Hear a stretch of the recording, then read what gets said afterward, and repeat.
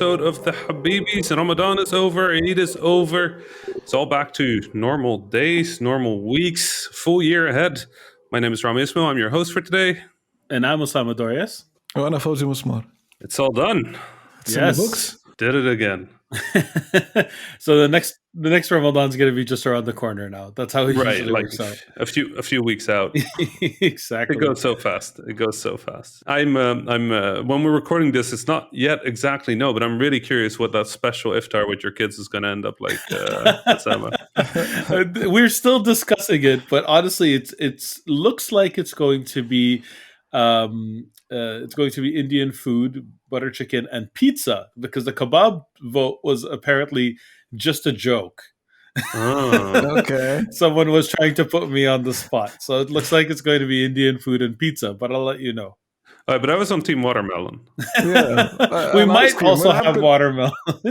We'll definitely have ice cream. One way or the other, we're gonna have so many sweets. Ice cream's definitely gonna make it. That's good, for sure. Good. Yeah.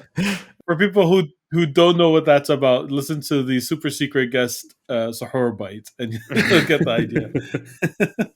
It was good. The Sahur Bites were really fun. For me, there's a lot of in terms of games. It's been kind of a weird week, I must say, because I've just been waiting for Mass Effect. Honestly, that's it. So I haven't played much. Have any of you played much? Osama, you? Yeah, I actually played a game called Second Extinction. I saw it's a game that's in early access. It's a shooter, like a squad shooter or like a co-op shooter, similar to Left 4 Dead. Not exactly the same as Left 4 Dead, but similar to Left 4 Dead, except instead of zombies, you're fighting dinosaurs. And it's in early access, and I only played it alone. So I can talk about it, but I don't think I had the actual intended experience. Playing like Left 4 Dead type games alone is not the same, right? So let's talk about it a little bit. But the way the setup that they have is that they send you on missions. They also have a free roam mode where it's just like, open world, go anywhere and just shoot things if you want till you get bored. I guess it's a cool mode to like experiment with your guns and weapons and stuff. I did that. I dabbled in that a little bit. Then I went and played the regular missions. I don't know if it's because it's early access or if it's because I got unlucky, but the mission types, like what they have you doing, was a little bit samey. It's always like pick up some eggs or like turn off these buttons. That wasn't necessarily a bad thing, but like it could have used a little bit more variety. Now, the animations were stunning. The animations of the dinosaurs themselves, they were elaborate. Like the dinosaurs, when you hit them, they flinch in a believable way. When you melee them, they have a different animation, a different reaction. And if your timing is wrong with the melee, they actually dodge you. Like things like that were pretty cool. I actually really enjoyed it. Initially, a lot of the fodder dinosaurs that you fight off, even though they have different abilities, they kind of have the same or similar silhouette and they're the same size. So it's kind of difficult to like, you have to like squint and be like, which one is this one? Is this one the one that just runs at you, the one that burrows underground, the one that has armor, the one that turns invisible? So like it would have been a little bit better to have them like look different. Like the game is a little bit dark, and there's snow and like visibility is a little bit difficult. So like figuring out how you're going to engage is difficult to parse all the different enemies that you're fighting until like a bigger dinosaur shows up, and then the focus changes. Like I fought a Triceratops, and that was fun. The Triceratops, you cannot shoot its face, like its head.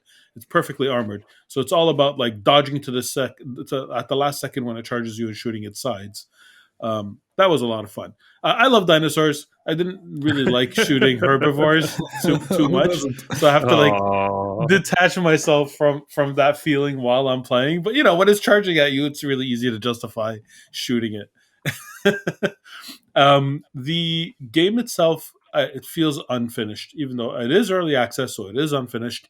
The first character that I picked up was a character called Emir, and of course, if you're going to include like a character with an Arabic name, they could also be Southeast Asian or Persian, because he spoke perfect English with a perfect like American accent, so I couldn't really tell where he was intended to be from. But he was brown, and his name was Emir. I picked him only to realize that his gun was like a grenade launcher, and it wasn't meant for to be being the only character was a challenge with him Mm-hmm. because you needed a tank type character.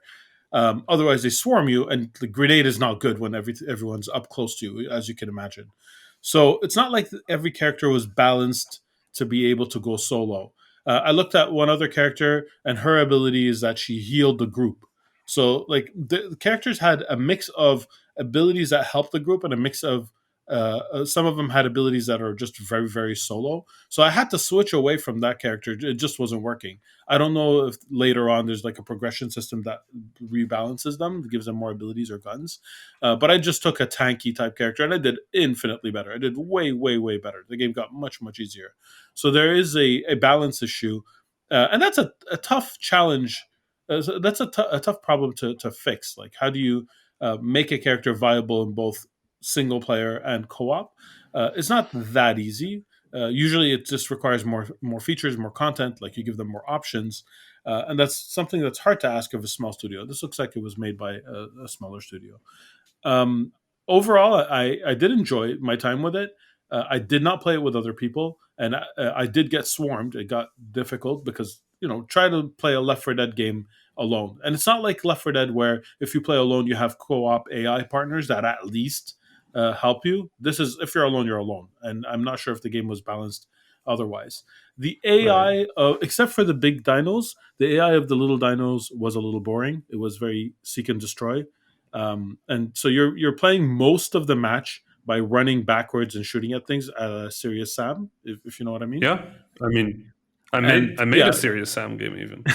yes, you did. Where you do exactly that, where you Kind run of backwards. yeah, it was a turn-based RPG, but yes, you run backwards. So that's not everybody's cup of tea. Like when you play a Left 4 Dead, usually you have other there's always the loom of the specials that could be at around any corner, and they break that up a little. Plus, you're always driven to move forward, otherwise you get swarmed. Here, it wasn't exactly like that. It didn't have the same intensity. So I did spend most of the map engaging, running backwards to the last point while shooting the dinos, and then moving forward again. So there's a lot of forward and back. So there are a few things to tweak.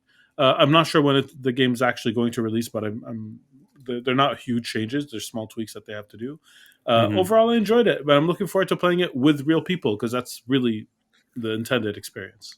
Right. So I'm curious, like with larger sized dinosaurs, how is the swarm feeling like? Oh, they feel just like they're still there and they are still swarming you. So I was running backwards from while the Triceratops was chasing me, shooting the other dinos because I can't shoot the Triceratops in the face, dodging at the last second, focusing on the Triceratops, shooting it in the side, and then running backwards again while shooting the dinos. It doesn't sound great. It's actually fun. That experience was like the switching between the different targets while fighting a big one was actually a lot more fun than just running backwards and shooting. There's still a little bit of dodging to do when you're shooting the little dinos. Like the little dinos, by the way, are like Velociraptor size, and I think I assume they're actually Velociraptors, but they had different flavors of them. Like they've evolved. Haha, joke. Like some of them like turn invisible, as I mentioned. Some of them actually they have rocks on their heads and on their hands, and they curl up in a ball. And if you shoot them, you won't get them. You'll have to actually move to the side and shoot them, or just. But the thing is, if you just run backwards, eventually they're going to get out of that formation, and you can just shoot them again. So there's never a need really to break your I'm going to run backwards and shoot them part, except when the big dinos are there, and then it becomes a lot more interesting. Sounds like a lot of fun, actually, especially like with multiplayer. Yeah, right. I'm sure that's where it shines. That's it. That's what I played this week. I mean, I also played a crap load of Call of Duty, way more than I should have. I finished the Season 3 Battle Pass and Wait, unlocked isn't a that whole bunch of out stuff. for 3 weeks at this point? The season 3, yeah. Yeah. I played You way went too fast. much Call of Duty. Nice. It's my comfort food game these days more than anything else. Not supposed to eat during the day, Samuel. It's so good though. It was so good, and I didn't have much else to do because there was no eating during the day, Right. anyways. Yeah. So who's next? I Fauzi? can go next. Yeah. So I'm going to continue the. I watched a movie and I played a video game. So I want to talk about a movie. I can continue my Oscar run of Right. Oscar movies. So I've seen Promising Young Women. Promising Young Woman is the movie, is what it's called. That movie got nominated for five Oscars, including Best Picture, Best Director, and Best Actress, and ended up winning Best Original Screenplay. It is another directorial debut movie, which is like really fascinating. I think there was like 3 directorial debut movie this year, if not more. That just like director makes a movie for the first time, gets nominated for an Oscar. This one is by Emerald Fennell, who is an actress.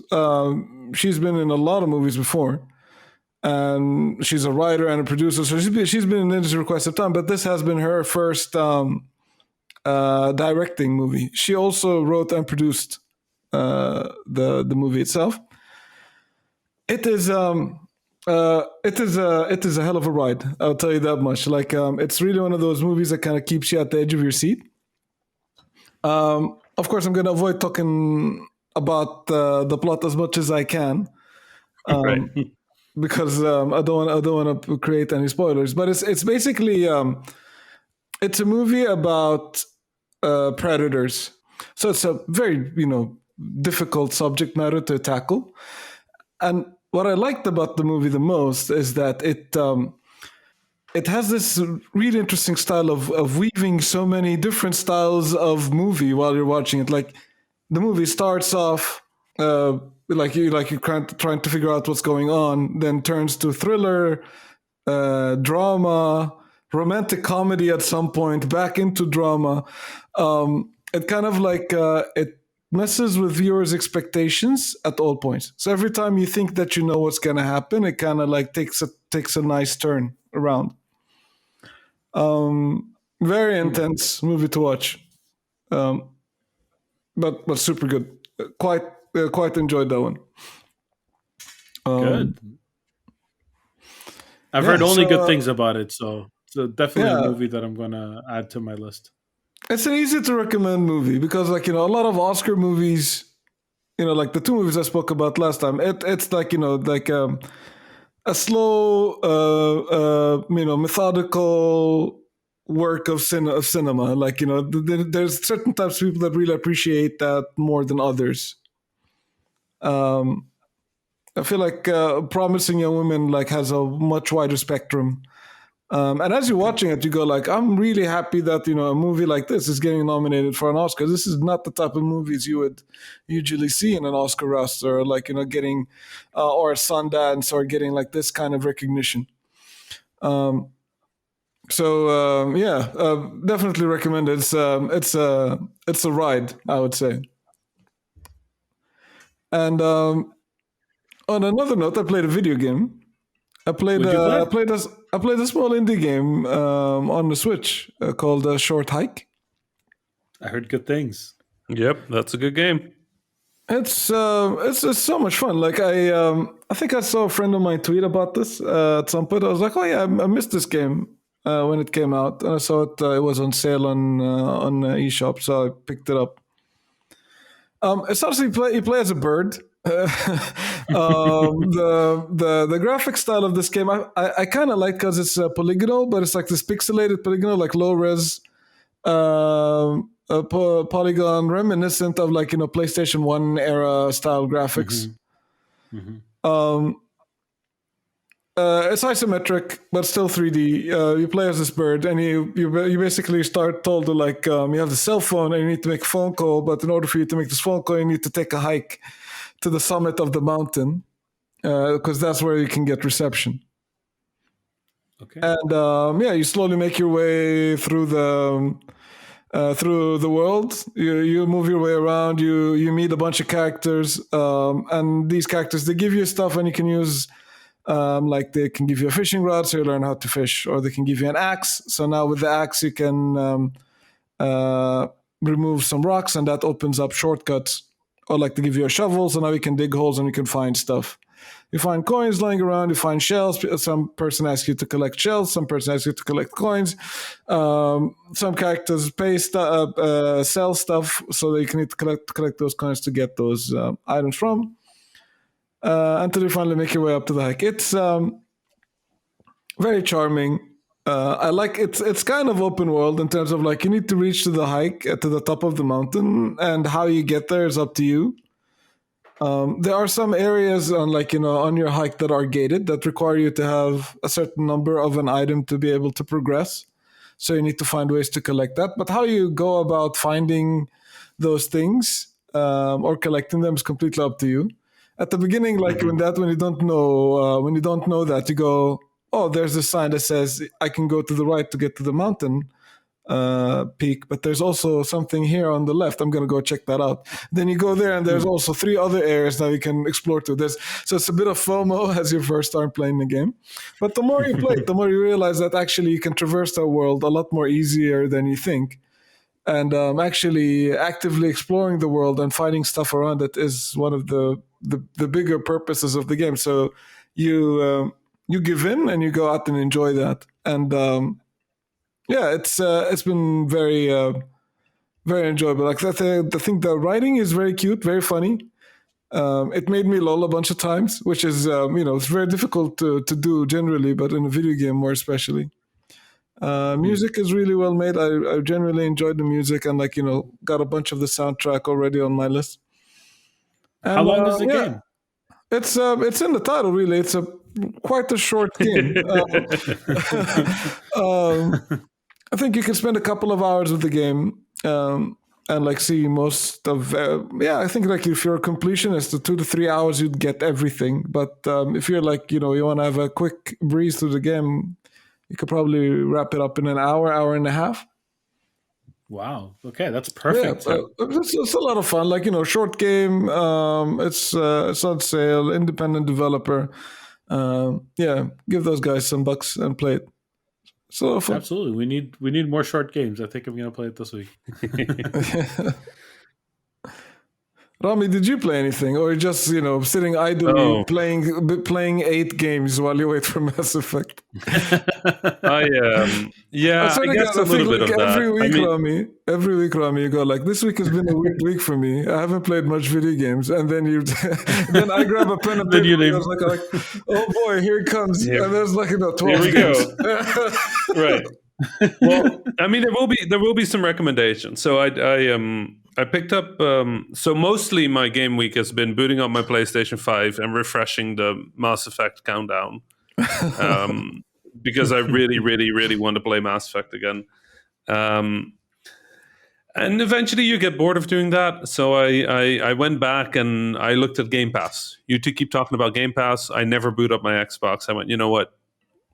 I'll take a look at Game Pass. And I ended up picking up No Man's Sky again. Played that a little. And it's still good. It's still No Man's Sky. It's still fun flying around the universe. But I only played it at launch, so I haven't actually seen that major update that made it much, much better. And I keep telling myself I'm going to go back, but it's really hard. It's such a huge time commitment. It's really hard to justify going back for the update. So. It's a lot. The thing that I've noticed that's new is the base building, which is interesting, but not really my style of gameplay. So I did a little bit of that, and then I hit the sort of the you gotta dig for resources wall, and I was like, okay, so it's still No Man's Sky. Then I picked up Mirror's Edge again, the original. Ooh. And that's still a good game. Yeah. Still a good game. Still makes you nauseous, though. Yeah, that's the thing. I've played the first 20 minutes of that game 5 or 6 times. It's one of the very few games that gives me motion sickness. I will never finish it. I give up. Right. I'm really sad about that because it looks like it's my cup of tea. It's really good. It remains really good. I can play for maybe 2 hours before I get motion sick. So I played for about 2 hours and then I got motion sick. And then this week was a big week in one other way when it comes to games. My mom finished Ghost of Tsushima. She's been playing it for almost half a year now. Wow. 140 hours of gameplay, of 114 hours of gameplay. Wow. I think she's going to go for the platinum. Yeah. Her first platinum trophy, which would be really good. But yeah, she completed the final battle, and it's really fun to watch her get so much more confident with games in general. Like she's doing perfect parries and picking weapons based on the enemy type and doing stuff like that. So she's really proud of the perfect parries too, which is really nice. But it was really funny watching her in the final fight, just sort of like bouncing around on her chair with the tension, just being like, oh, and like moving the controller and like wild gesticulation with the controller as she was playing.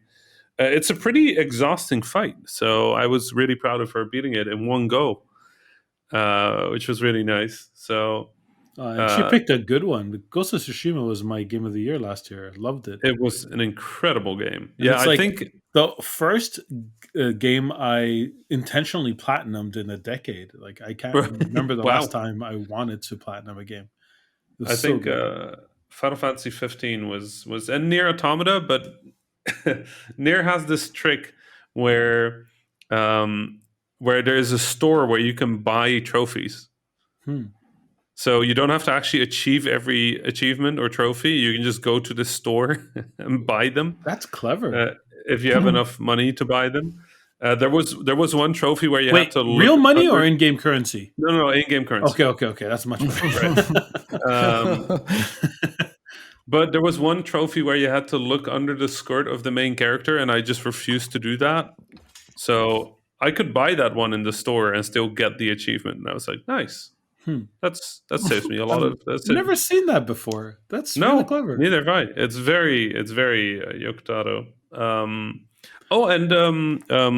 Of course, this week was the IGF nominations.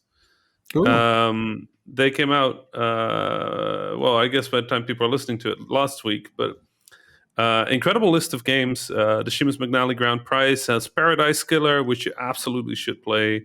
Teardown, which if you haven't played it, is like. Do you remember what was Blendo Games' previous games? Quadrilateral Cowboy? Yeah. If you combine that with like blowing stuff up with destructible environments, that's kind of Teardown. It's this voxel-based heist game. Really fun, really interesting. Chicory, A Colorful Tale. Genesis Noir, which has 4 nominations. Umurangi Generation and Spiritfarer. Like it very strongly seems to be an overwhelmingly narrative year this year in terms of Seamus McNally. Cool. Spiritfarer got a nomination. It was on my Game of the Year list for last year. Yeah, I have a whole bunch of games a whole bunch of friends that worked on that game. It's really like a big deal in Montreal. It's a wonderful game. I will say I couldn't finish it. It went too long for me, but I can see how people who would enjoy that would love it. I think A Short Hike won the grand prize at the 2020 IGF. Might have. Yeah. But yeah, there's a bunch of like really wonderful things in the IGFs. Say No More got a Excellence in Audio Award, which is basically a game about yelling no at people in many languages, including in Arabic, and the Arabic is correct. Good. Hadr, which I mentioned on one of our previous episodes, got a nomination in Best Student Game. Yep. Nice. Which is really exciting. For excellence in design, I have to shout out, also mentioned on this very podcast before, There Is No Game Wrong Dimension got a nomination. I love that game. Other games you should check out, at least in my personal experience. Disc Room by my former Vlijmberg co-founder Jan Willem Nijman. Together with a team of wonderful friends. Signs of the Sojourner, if you haven't played it, really wonderful, really strange, really good. And A Monster's Expedition by Dragnek and Friends. Dragnek has a very specific type of puzzle game. If you like that kind of puzzle game, you shouldn't miss this one. In narrative, I think Haven we mentioned before. So I would absolutely recommend that one. In visual, I remember In Other Waters, I think, might have been mentioned. And Cardo, if you haven't played that, Cardo is really It's worth so it. sweet. Yeah, I love Right. Cardo. There is an honorable mention for a game called Omori for visual art, and that game does have a really remarkable visual style. Quite an intense game. How do you spell Omori? I can't find it. Omori. Oh, I see. Okay. Ooh, that looks nice. And then in the Nuovo Award, Blaze Ball was obviously like gonna get a mention there. Yes. Welcome to Elk also got a mention, and Airplane Mode, which is a game where you sit in an airplane and it's like Flight Simulator if you were a passenger. So you just sit there, you kind of interact with your screen and look out of the window and order a drink, and that's the game. It's real time, just like Flight Simulator. So if you really miss airplanes, you can go check that one out again. That's kind of. I mean, there were some other mentions of games that I enjoyed, like Nuts got a mention, which I really liked. Liquidators, which I think I mentioned on the show before as well. As always, like the IGF, like it's just full of incredible indie games. It does have a definite narrative slant this year, which is exciting to me because usually IGF sort of like swings across 2 or 3 years. So as somebody who likes very like mechanical design, I'm kind of looking forward to seeing if we'll see a bit more of that. That said, the servings were great this year. Like, what an incredible list of games. That's great. That's a lot of games to add to my backlog. Right. Yeah. I mean, I've played most of them, which is nice. So I can, the list of games I just mentioned is my recommendations out of that list. So I hope you could write real fast, Fauzi. Luckily, this is recorded, Osama. Smart. So we can go back into this and like listen to what Rami was recommending for us. Right. It looks like Paradise Killer is on the top of my list now. I've heard of it. I hadn't actually seen it. It looks really interesting. I'm looking. It's really interesting. Yeah. It's a specific game, but it's really worth exploring. And speaking of things that I mentioned on the podcast before, Unbeatable now has a pretty good demo, like about 2 hours or an hour ish, that you should really give a go. It's such an interesting game. The Kickstarter succeeded, just like the Kickstarter for Alex, who was on one of the Suhoor Bites. Yes, with nice Spirit Swap. So that's so good. Congrats to those teams. Congrats. And then what else did I? Oh, I finished NieR Replicant. Ooh, tell us about that. It's good. It's. I mean, it's Yoko Taro. It's strange, and I mean, it's not. How do you describe NieR Replicant? Everything is terrible, right? Like that's kind of NieR Replicant. It's like everything is terrible, and every time you think like there's hope or there's like anything good in that world gets punched in the gut, right? And that's kind of what the world is. And I think in it is still a seed of hope, but you have to search for it. It's they have a new ending added to the game, which kind of is a very strange thing. But the thing that's interesting about NieR, I think, is two things: is the narrative design is exquisite. Right, they use your understanding of what games are and how games work, and they kind of use that against you in the same way NieR Automata does that. Replicant is a bit more straightforward. I think it's from a different time as well. I think it tries to speak more to doing what you believe is right, causing harm. Mm-hmm. And I think in that regard, it's a really powerful game. I think the other thing that the game does really well is like setting an atmosphere, right? It's this wonderful is this wonderfully textured world. It's a really small world, and they use every space with enormous sense of economy. Every place is used in every possible way. Every corner has a meaning at some point during some quest somewhere. But really, there's only like 5 major zones in the entire game. And then, but the world building is really well done. Each of these places has their own culture, their own language, their own music, and all of that is done in a really wonderful way where the languages are made up. Right? It's this the music in NieR is some of the best video games music ever, and it has this almost otherworldly quality with like the language is like a mix of English and Japanese, and from what I understand, French and some other languages. Wow, that's an interesting mix. Yeah, it's and it's interesting because you can't follow what they're saying, but somehow the music is so well done that you can follow what it means. But you pick kinda. up on some words while they're talking? I didn't really. Maybe somebody who speaks Japanese would be able to, but it's. I think they grab the phonemes more than the words, right? So it's more the sounds of it. Remember that song in English where they grab all the phonemes in English and reconfigure them to sound like what English sounds like to people who don't speak English? Yes, I do remember that. That one. Yeah. But then for 4 or 5 languages, there was no Arabic in it, sadly. I didn't hear any Arabic sounds. Also, we'll say didn't hear any Arabic rhythms or like it's very Western music in general. That's a shame because Arabic music is so good.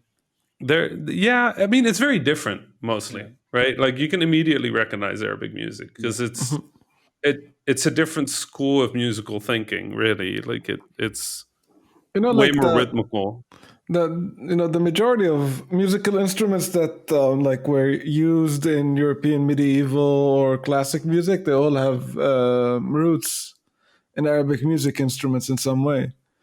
I'm not surprised. So like like the lute or the lute shares the ancestor with the oud that it was used till this day as part of musical instrument. But even like the guitar has ancestry from like the word itself comes from Arabic to some extent because guitar comes from Spanish guitarra even, and guitarra comes from the Arabic qithara, and that's like the origin of the word. How about that?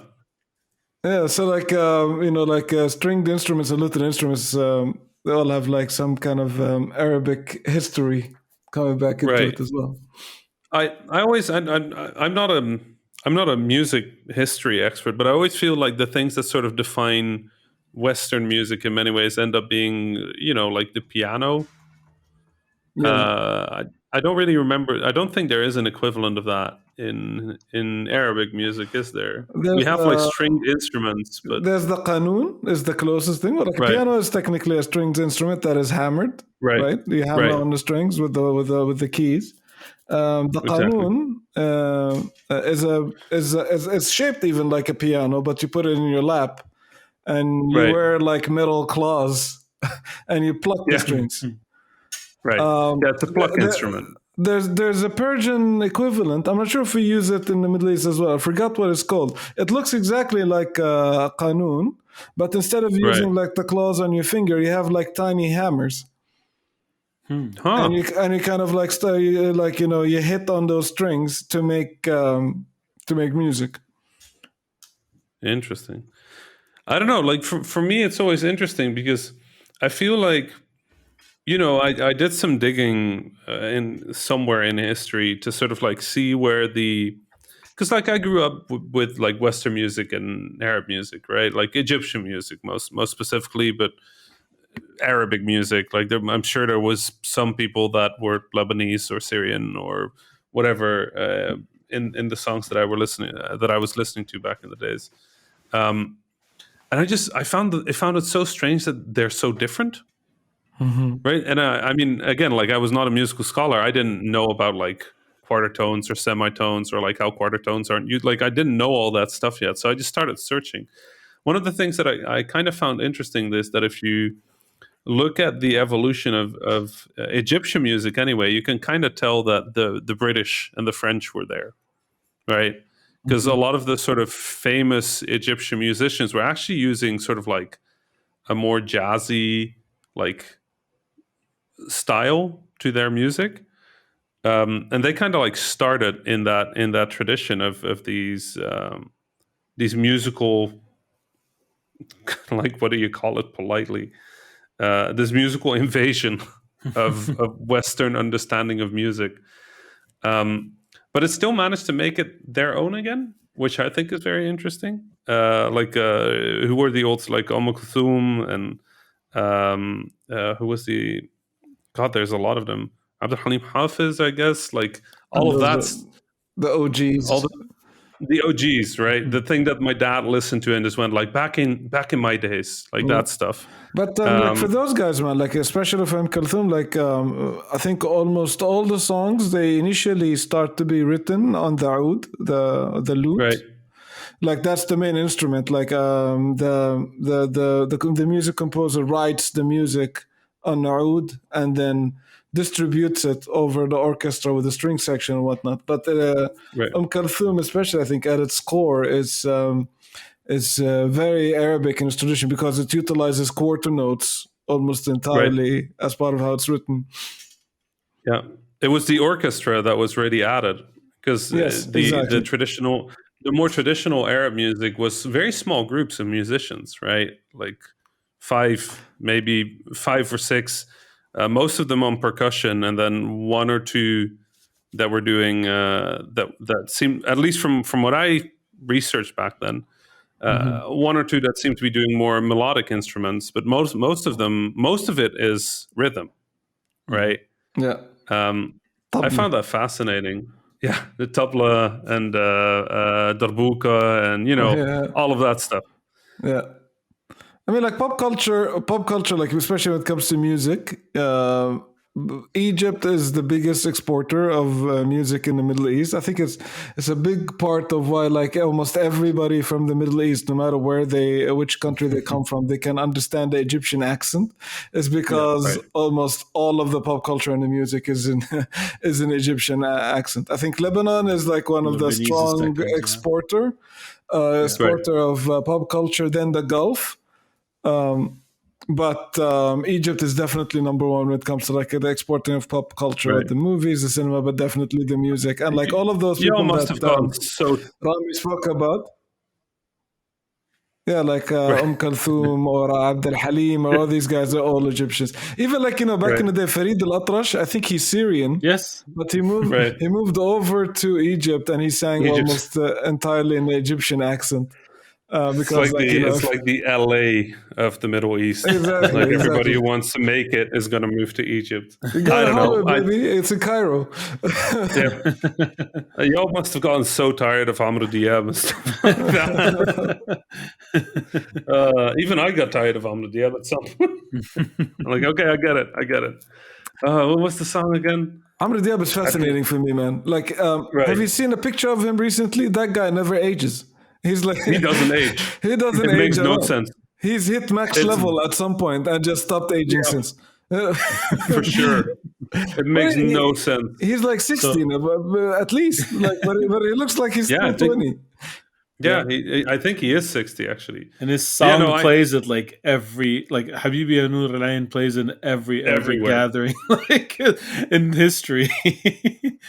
Habibi NieR is that one song where you're like, just like it starts and you just go like, oh, this one again. Yeah. Like I don't even know what the equivalent in Western music would be because like this song is so incredibly overplayed. Yeah, I don't think there is an equivalent. Not to that level. I don't think so. No, I don't think so. Yeah, that song is over 27 years old. Yeah, that's horrifying to me, right? That song came out in 1996. Wow, that's horrifying. I know. Yeah, that's not just came out before I was in college. Wow. Oh my god. But I remember, like, when that song came out, like, all the dudes had like that, 3 pounds of gel in their hair like Yeah. throwing their hair backward. It was such a thing. The Amri The- Diab look, everybody like had their hair like super sticky. Like if it like the wind flies by the hair, it will like collapse because it's like a piece of plastic by that point. Even the music video for that is like frustratingly overplayed. Like, it starts with just the drums, and it's like him walking up to this little Mediterranean village, and then there's just this music video, and you're like, okay, here we go. There's a But if you few- remove it from the overplaying, it's actually a really catchy song. It's a catchy song. Yeah, it deserves it to a certain extent. To a certain, he did at, I don't know where it was, but it was at some event. He did a song, Afrikja. Apparently, when I was growing up, I would keep singing that. And I don't know where it was. I don't know. Oh, it's the let me see if I can find it. The African Olympic Games. Apparently, the African Olympic Games. He opened that with a song called Afrikja, and it was partially in French, partially in Arabic, and partially in English, I think. And I just kept singing the Arabic part when I was a toddler. That was 1991, so I was like 2 years old or 3 years old. And that was my. Apparently, I would not shut up. like the music from Algeria was also quite popular here in Europe. Rye music. Oh, I don't know if you guys know like guys like Sheb Khaled, Sheb Mami, Rashid they Taha. collaborated with some European artists as well. They got that popular. Yeah. Yeah, but like those guys were like charting in France. I think Khaled like is known for Aisha, Didi, like those songs are charting quite a bit. Rashid Taha, they used to like have concerts all over Europe. I think like those guys like especially with raw music coming in from Algeria were like the kind of like the starting point of like modern alternative Arabic music. Like there's a bunch of like these bands right now that kind of merges super traditional folkloric music with like more westernized or like more modern instruments, electric guitars or like stuff like that, or like brass sections. And they getting a bit popular. Yeah, I will say like there's this band that I really enjoy called it's Cairo and then Key, like karaoke, I guess. And what I liked about them is that I think they started in Egypt and they did English songs, and then they got kind of popular with that. And then I guess they had like a moment of realization where they went like, no, we want to be popular in our own language. And they switched to pretty much exclusively Egyptian songs. Nice. I really respect them for that. Yeah. It's like, it's the kind of thing where I'm like, wow, could have been so easy if you just kept going in English and like just sort of ignored that part of your heritage. But I guess with the revolution and everything that happened there, like they kind of found that need to be in their own language. It's been a strong movement like that in the Middle East. We have a very strong alternative music scene in Jordan. Like there was those guys called Autostrad. I think they've got quite popular. There's a band called Jadal. They make like this kind of also alternative music. Like they sound like Muse, but they talk about like some real Arabic stuff. There was a band called Soul 47. I don't know if you guys heard them, but those guys are like from all over the place. So one of them, like, is a dude I know that from Jordan. Like he was a music producer and guitarist. He moved over to the UK. The front man was also a rapper in Jordan that also moved over there. They basically did electronic Dabke music. So it's like it's like it's when you hear the stuff, you'll be like, oh, is there a wedding or what's going on? Or like somebody finish Tawjihi, what's going on? Like there's like some big celebrations and people are like doing Dabke all around. But they're using like electric sounds into recreating that kind of like super folkloric dance and stuff. So super cool band. It's kind of nice to see those guys. They were touring all over Europe as well. So it's kind of nice to see those guys. Like I caught one of their shows in Berlin once. I caught the Lebanese band even once in Berlin, Mashrou' Layla. Those guys are also quite Berlin is popular. pretty good at doing that, though. Like Berlin tends to attract people from all around the world that way. That's true. True that. I am. I also just enjoy seeing more of the sort of like Arab diaspora around the world, like sing in Arabic more. There was this Aliana did she sang Ahwag, right? Like a classic. But she sang that recently. I don't remember when it was. I came across it like a year or 2 years ago. But I think she's like Palestinian and then South American, like Chilean, probably. Okay. And just like did a she sang Ahwag in a more modern version. I was like, wow, okay, that's cool. I don't know if I don't know if my dad would listen to it, whether he would think it heresy or nice. Like it's hard to tell. I should ask him. I should play it for him. It's still a cover, so Right. it's like a nice mix. Yeah. Shakira is like half Lebanese, half Colombian, I think. As Right. well. True. So True. Remember when she did a Zaghrouta? And the entire Western world was like, what is this weird thing she's doing with her tongue? And everybody was like, what? There was like think pieces about what it meant for like weeks. And I'm like, oh my God, you people. Hire an Arab. One Arab, please. I mean, like, I love like witnessing any Arab celebration or like a moment of joy when like suddenly like any surface turns into a Dabke, like a desk, Right. at the table, an empty milk can. Just somebody grabs it and it turns into Dabke, and then the guy starts Zagharit everywhere, and then one person will like grab either a napkin or a tissue, or if they happen to have a masbaha, and start twirling this thing around, and then there's an instant Dabke.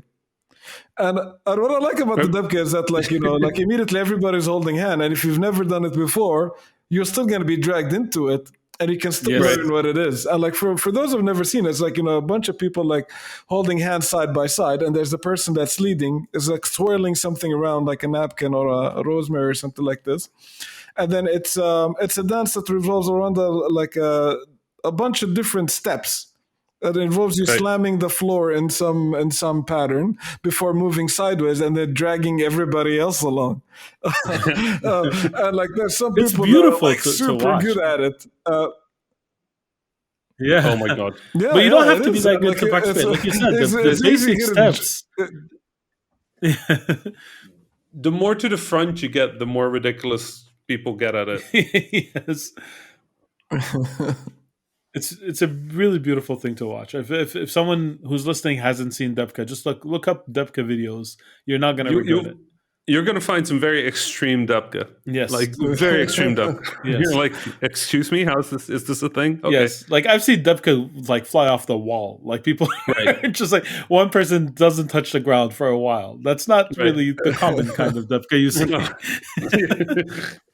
Are you good at it, Osama? Have you done a bunch of Dabke before? I've done a bunch of Dabke. I'm very uncoordinated as a person, so no, I'm not good at it, and I cannot get better at it. But I'd never miss an opportunity to join the Dabke line. It's just too much fun. I can't pass it up. What about you? How about you, Fuzzy? Yeah, all the time. Of course, Yeah. I'm terrible at it. Terrible at You it too. myself. Yeah. I was like, you're front of the line. Like you were either front of the line or you're like hiding in the back. It's one or the other. No, I'm the second or third person in. That's kind of like I ruined the rhythm for everybody else after. And then I just get dragged around. No, I love to play music, but I can't dance to save my life. Right. I'm too tall for any of the Arab. That's what I was going to say. Dabke's harder really for tall funny. people. It's really funny. I read this thing about how folk dances are usually a result of the more common body structure and build in a region. So, and it made sense. It made immediate sense to me because you look at Dutch dance, and I have a relatively Dutch built body, right, 2 meter tall.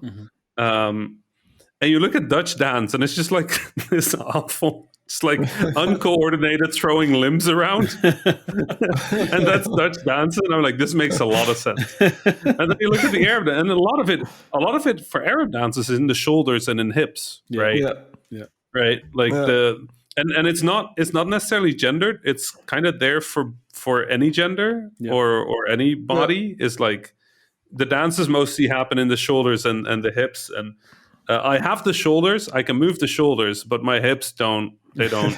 They It's don't not lie. that they don't lie. They just don't. They don't move. lie. I was gonna They say don't that. They just don't do anything. So Dabke is kind of hard. Well, the thing is, like, I'm the person sitting at the table and just sitting there like with my shoulders and clapping along. You know, I'm like the grandmas at the table. I was about to say, if you join any Arab celebration, if you can't dance, all you have to do is just stand and clap around, and then you're part of it. Right.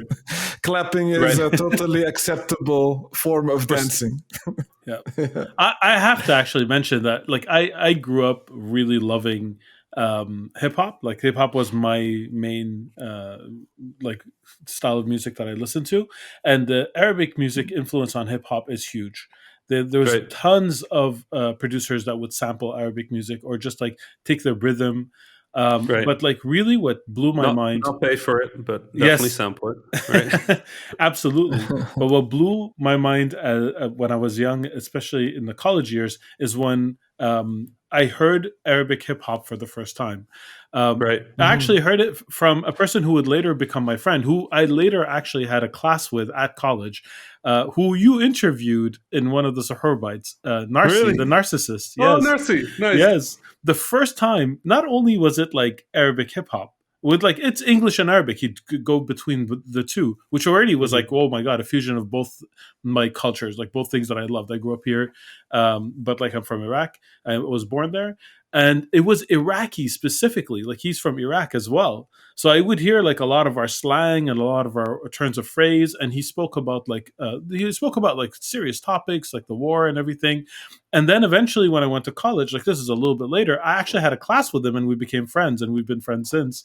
It's just crazy to think that what a huge influence that hip hop had that Arab music had on hip hop, but then specifically to my life. Like, it's that is something. Man, what a small world. It came full circle. Did you know that Osama and him were friends at all? No. I actually met him because I was invited to an interview about a video game that he was also being interviewed over. Yes. So we met on Al Jazeera. And later it was like, hey, we're friends. I'm like, excuse me? Yeah, actually, it's crazy because two of my students turned out to be his nephews, which like that's like 20 years later. I noticed that they had the same last name, and it didn't connect. And then one day they came up and they're like, we're Narsi's nephews, right? It just blew my mind. It is a small world. It is. And I mean, especially, when you get further from the Arab world, the community kind of bands together. Yes. Right. Like, and that's kind of nice. And I think I have to say music is such a nice connecting factor between the region, because we can all groan at Amr Diab being on TV again.